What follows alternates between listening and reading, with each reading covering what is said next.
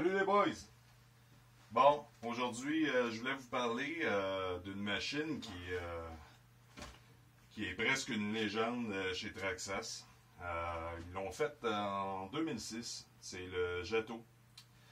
Le Jetto qui, en 2006, était avec un moteur 2.5. On l'appelait le Jetto 2.5.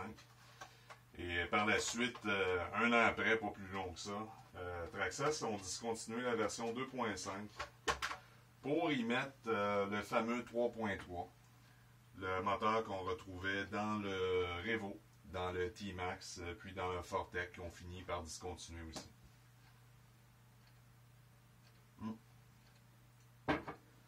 Cette machine-là, si vous avez jamais eu ça, un Jetto, faut avoir essayé ça une fois au moins, ou au moins en avoir vu un rouler, pour comprendre la vidéo que je suis après vous expliquer là.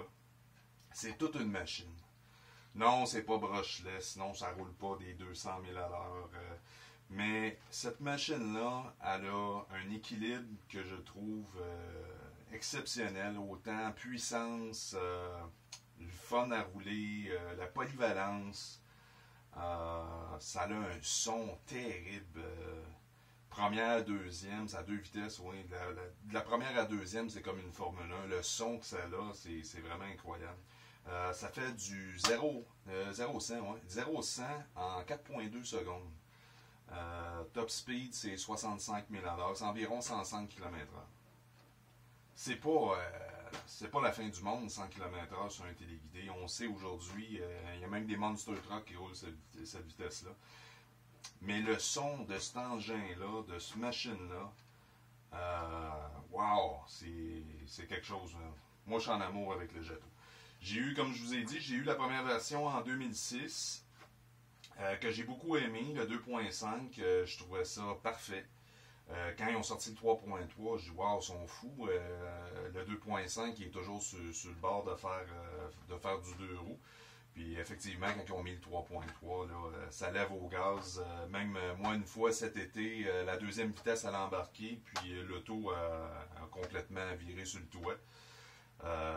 Ça donne une idée de la puissance du moteur.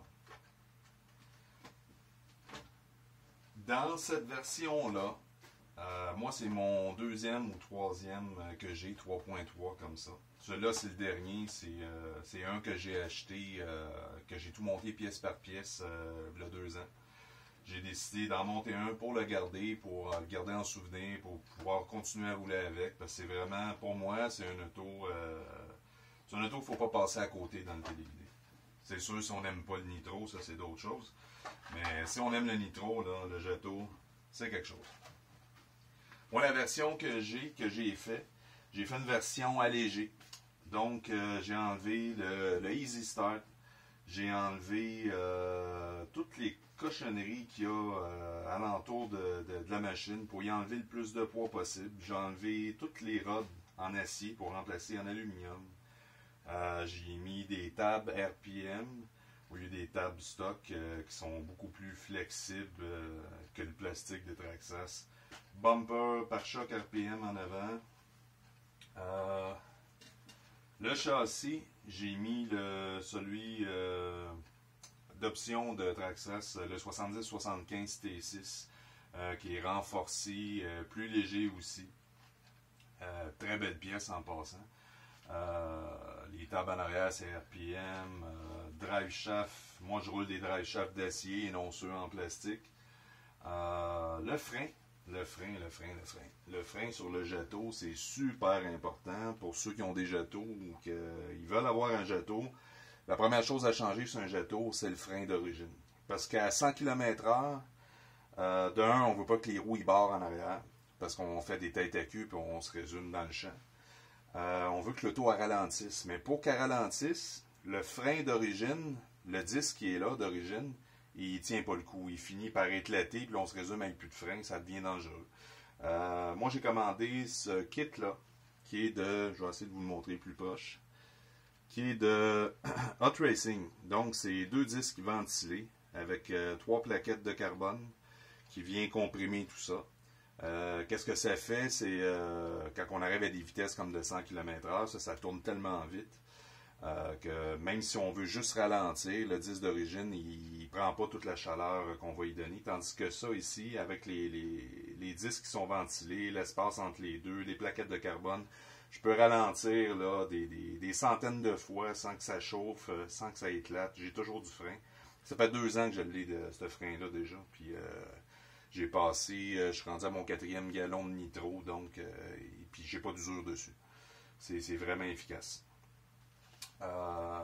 Moi en arrière, j'ai loué les barres stock que j'ai juste chauffé puis descendu un peu parce que sinon ça donne tellement des coups parfois que l'auto, comme je vous ai dit tantôt, elle va tourner complètement sur elle-même. Donc ça prend de l'appui en arrière. J'ai mis les roues optionnelles chez Traxxas montées sur bearing avec un pneu en caoutchouc, beaucoup plus doux quand on se résume sur 2 roues. Dans la transmission, c'est la transmission d'origine que j'ai rajouté où est-ce qu'il y a la gear, où est-ce qu'il y a la deuxième vitesse à l'embarque. C'est une gear de plastique qui est à l'intérieur. Cette gear-là, il s'avance chez Hot Racing, tout en acier.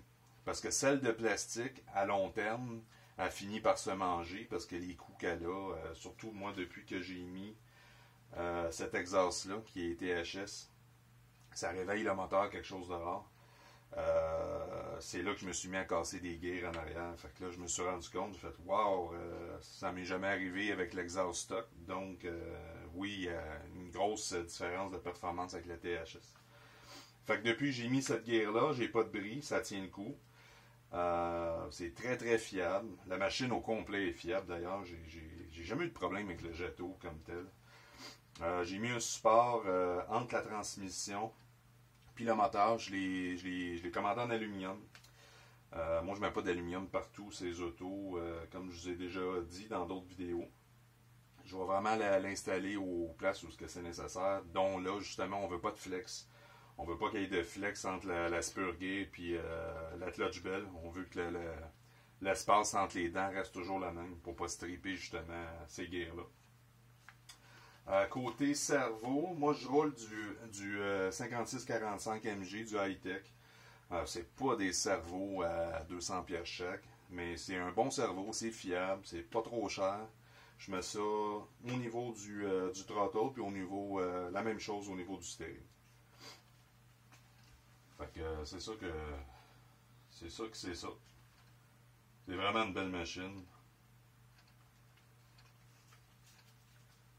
Vous pouvez regarder tous les angles, tous les côtés. Si vous avez la chance d'en conduire une, d'en voir une, ou d'en acheter une, ou d'en assembler une, allez-y, c'est le temps, c'est l'hiver ici au Québec.